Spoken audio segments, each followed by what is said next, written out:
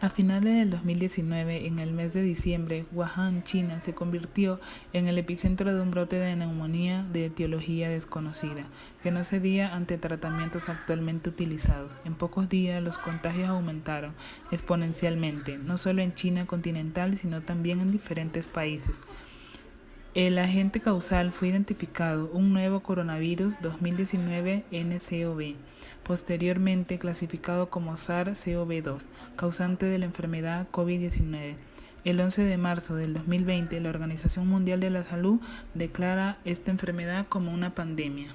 La llamada crisis del coronavirus COVID-19 ha provocado que todos los sectores sociales se hayan visto envueltos en un proceso de revolución, siendo el ámbito sanitario uno de los más castigados y obligados a reinventarse. Sin embargo, el sector educativo no ha quedado atrás. Miles de profesores y millones de alumnos matriculados en las diversas modalidades educativas existentes en nuestro país han tenido que reformular sus métodos habituales de enseñanza y aprendizaje para hacer frente a las exigencias del COVID-19, entre las que se encuentran el confinamiento y el distanciamiento social para evitar la propagación del mismo.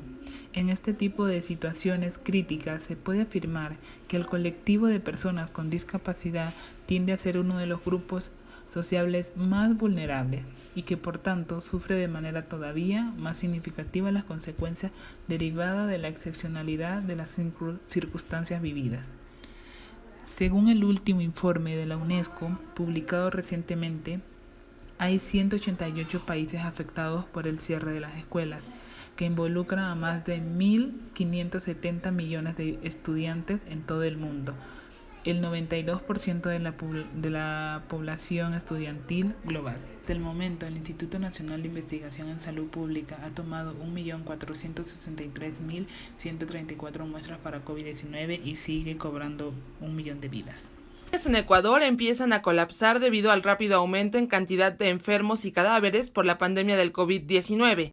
Hasta el momento, según el mapa hecho por la Universidad Johns Hopkins, el país sudamericano tiene unos 3.000 enfermos y casi 100 muertos. Sin embargo, en imágenes que han recorrido el mundo se observa los hospitales de la ciudad de Guayaquil colapsando por la llegada de enfermos.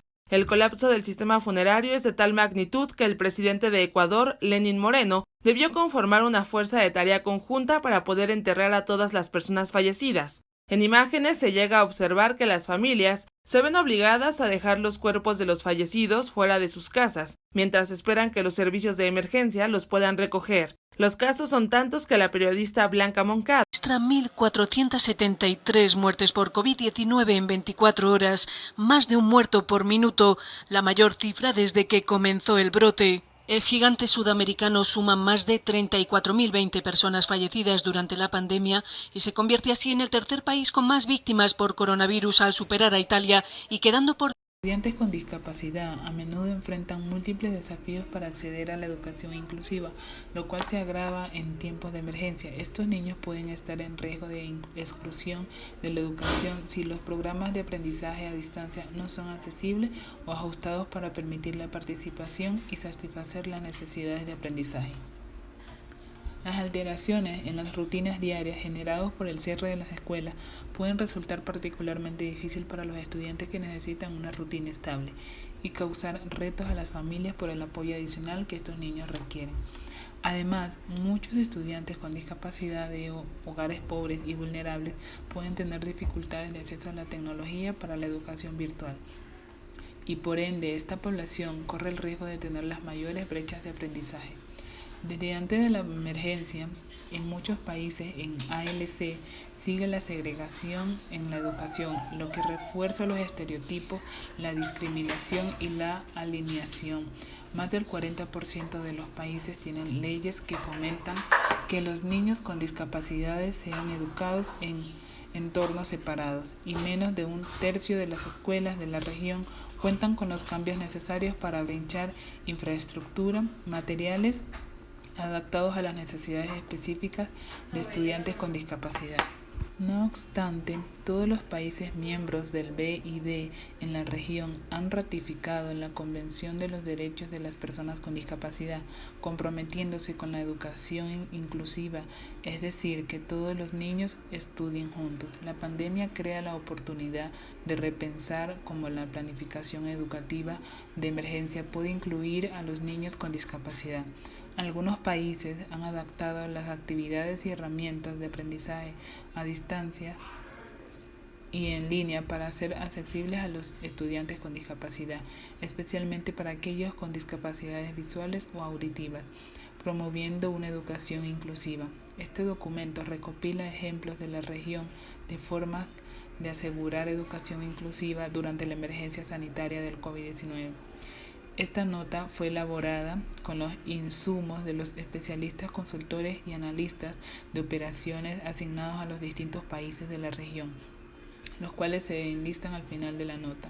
El Ministerio de Educación comparte al público realizando una encuesta en línea dirigida a docentes de educación para garantizar que todos los que trabajan puedan acceder a las capacidades, trastornos del desarrollo global y altas habilidades, con el fin de identificar los desafíos que enfrentan para garantizar la fundación y la participación de estos estudiantes en clases remotas, así como las estrategias propuestas para lograr la educación desde una perspectiva inclusiva. Ya antes de la pandemia, el país presentaba grandes desafíos en sus políticas de educación inclusiva, sobre todo relacionados a capacitación y tecnología. Educativas. Bueno, el día de hoy vamos a hacer una serie de preguntas para conocer un poco sobre el tema de la pandemia y cómo esta ha afectado a los niños con NEE. Bueno, yo escribí unas preguntas para hacerle.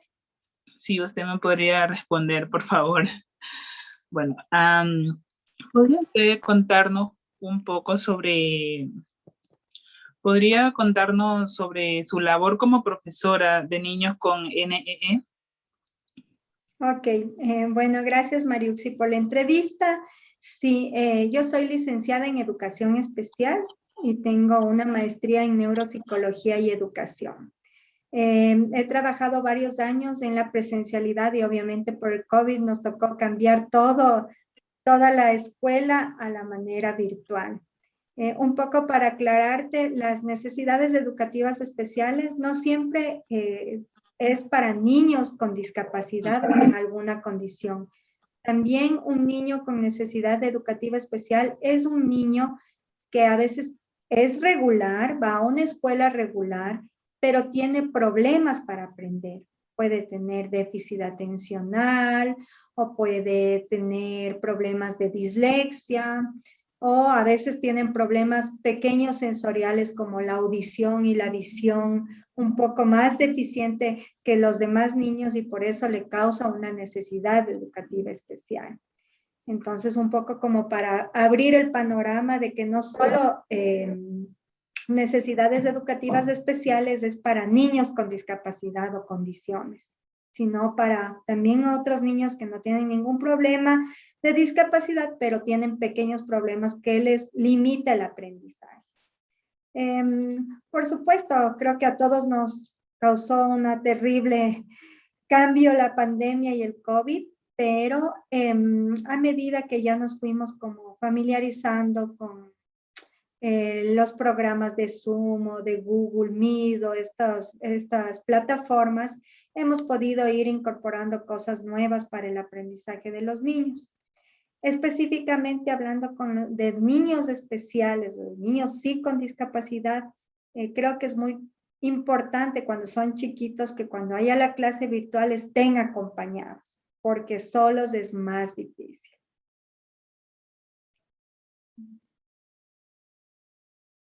No te escucho.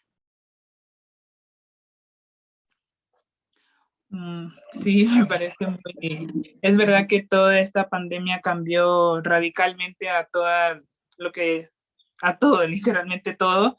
Globalmente, trabajos, escuela, todo se reformó totalmente por esta emergencia sanitaria. Yo tengo otra pregunta que es de usted como profesional. de esta área, con niños con discapacidad, ¿cómo cree que la pandemia afectó en el proceso de enseñanza-aprendizaje de los niños? Bueno, pues por supuesto que nunca va a compararse lo presencial que lo virtual y creo que sí ha afectado bastante porque a los papás o a las personas que dan acompañamiento a estos niños les ha tocado prepararse o aprender a ser maestros, digamos, a tener este tiempo de paciencia, evitar frustrarse con los niños, que en cambio una profesora que pasa el día a día con ellos ya los aprende a manejar, sabe cómo actuar frente a algún problema o si el niño no quiere realizar alguna actividad o cosas así.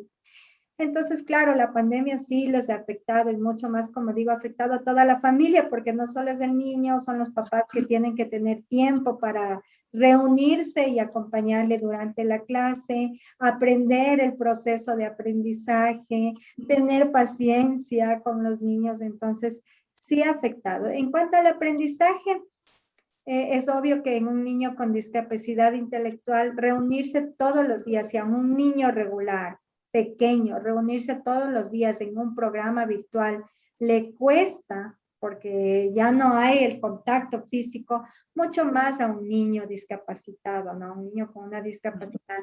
Entonces, sí es importante, sí darles clases, sí darles actividades, pero no todos los días porque es difícil esta conexión para ellos. Bueno, según sus observaciones como profesora de niños con NEE, es cierto que los niños no solo no es cierto que esta pandemia no solo afectó a su nivel educativo, sino que también a nivel emocional y social. Claro, por supuesto. Emocionalmente, bueno, primero el temor de que alguien en la familia se enferme o si realmente alguien ya se enfermó, este temor de saber si va a salir con vida y si va a lograr sobrevivir de esta pandemia.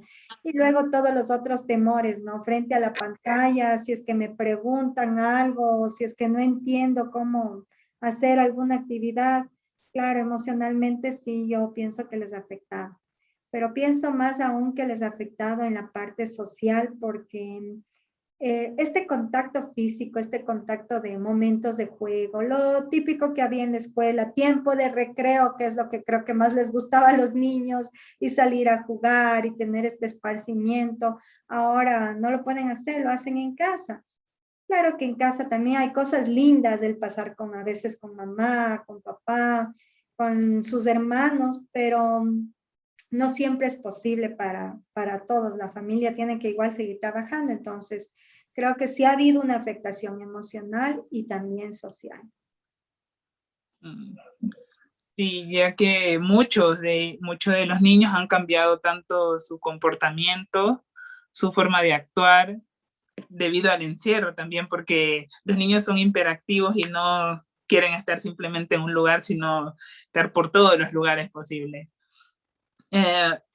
¿Me podría contar un poco sobre cómo ha usted sobrellevado su profesión en esta emergencia sanitaria? Sí, como te decía Mariux, inicialmente sí fue un golpe fuerte para creo que todos los docentes, el aprender las plataformas y luego saber cómo comunicarte frente a la pantalla con el niño, que no es igual que tocarle y enseñarle. Entonces sí ha habido una afectación grande, la verdad. Pero a medida que ha pasado el tiempo, creo que todos los seres humanos somos tan capaces de adaptarnos y los maestros aún mucho más, entonces nos hemos adaptado y un poco lo que yo hago en las actividades que propongo en mis clases es siempre empezar con algo físico, donde haya movimiento, haya baile, haya ejercicios, haya cosas que los niños un poco como que se active su cerebro y se aliste para el trabajo. Creo que es importantísimo siempre algo físico o algo de juego, alguna actividad de juego, que claro, inicialmente uno piensa que en la pantalla no se puede, pero luego ya ya vas logrando esto y los niños igual se divierten y se van adaptando. Eso es lo bueno del ser humano, que nos adaptamos. Y bueno, después ya para empezar la parte cognitiva y de aprendizaje en la clase, siempre se hace una especie de motivación. Es decir, si estás aprendiendo la letra M, digamos, y vas a aprender la mo, la sílaba mo, una de las motivaciones pudo haber sido, hicimos máscaras de momia, por ejemplo. Entonces, claro, los niños ya se motivan con esta actividad para luego aprender la sílaba mo. Y así se ha ido dando las clases y creo que han ido funcionando. Sí, porque hay muchos profesores, bueno, muchos maestros que no tenían ni idea ni el conocimiento, no son muy apegados a lo que es la tecnología, a cómo expresarse a través de una cámara, a través de una pantalla. Entonces creo que sí ha sido un golpe muy fuerte para ellos. Bueno, como todos sabemos, los niños se estresan muy rápido y su tiempo de atención a una actividad es corta, es mínima. Así que usted como profesora, ¿qué nos aconsejaría para sobrellevar el estrés en estos días de pandemia, en estos tiempos de pandemia? Como te decía, bueno, si es en clases, el consejo que te puedo dar es que siempre la clase tenga algo de actividad física inicial o en medio del proceso de aprendizaje, o actividad de juego. Si son niños chiquitos, siempre tiene que haber cosas manuales donde ellos toquen, sientan, trabajen. Y ahora, bueno, con todo lo que tenemos de reciclar y cosas así, se puede hacer un montón de actividades manuales que les ayuda a ellos a mantener la atención y a estar al mismo tiempo jugando, ¿no? Entonces creo que eso es lo que te puedo dar de consejo en la clase virtual. Y en la vida diaria es súper importante hacer rutinas con los niños, o sea, tener rutinas desde que se levantan, desde el baño, el desayuno, que sí tengan un horario, por ejemplo, de actividades, sea manuales, artísticas, otro horario de juegos, el almuerzo, en la tarde un poquito de tele. Es correcto, lo que no hay que es abusar de todas estas cosas, pero sí hay que tener tiempo de una organización dentro de casa para que los niños su estrés puedan dejar. Sí, porque también actividades lúdicas podrían ayudar mucho al estrés de ellos, porque como sabemos ellos se estresan fácilmente, y más si son niños con necesidades especiales. Ellos tienen un tiempo mínimo de atención a una actividad, entonces creo que sí nos ayudaría mucho un horario para cada actividad. Y bueno, muchas gracias, Tati. Quería agradecerle por la excelente entrevista. Gracias por su colaboración, gracias por su tiempo. Y gracias también por todos estos consejos que muchos no estábamos informados, no teníamos conocimiento. Y bueno, gracias por saber llegar a nosotros. Muchas gracias. De nada, Mariuxi, con gusto. Cuando necesites ayuda, estoy dispuesta para ayudarte. Gracias a ti por la entrevista. Gracias. Compañero, saludar, coditos, coditos, saludar.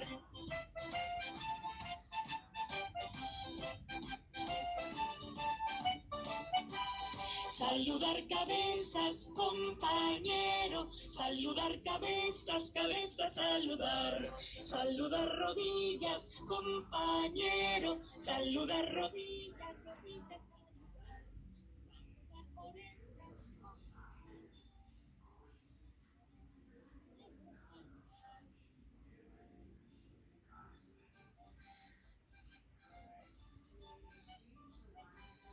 Saludar pulgares, compañero, saludar pulgares, pulgares, saludar. Saludar meñiques, compañero, saludar meñiques, meñiques, saludar. Saludar colita, compañero, saludar colita.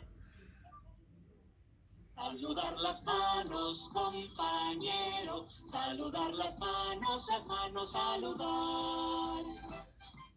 Chas, hacen los pies y empezamos otra vez. Y ahora cantamos el ping-pong del corazón. Es el reloj. Mi corazón, chas, hacen los pies y empezamos otra vez. Y ahora no se cambia, hace los pies. Es el reloj. Mi corazón, hace los pies y empezamos otra vez. Y ahora hacemos solo los movimientos. Es el reloj. Mi corazón, hace los pies.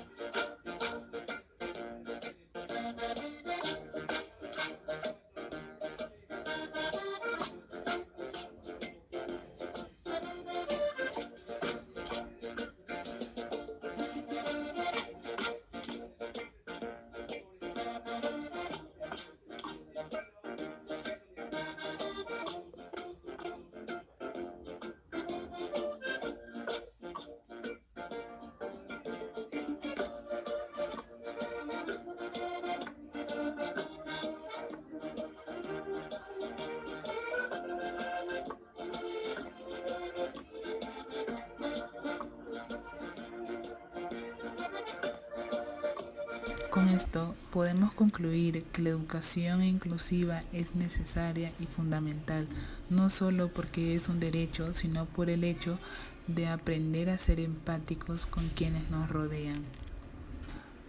Muchas gracias por la atención y hasta luego.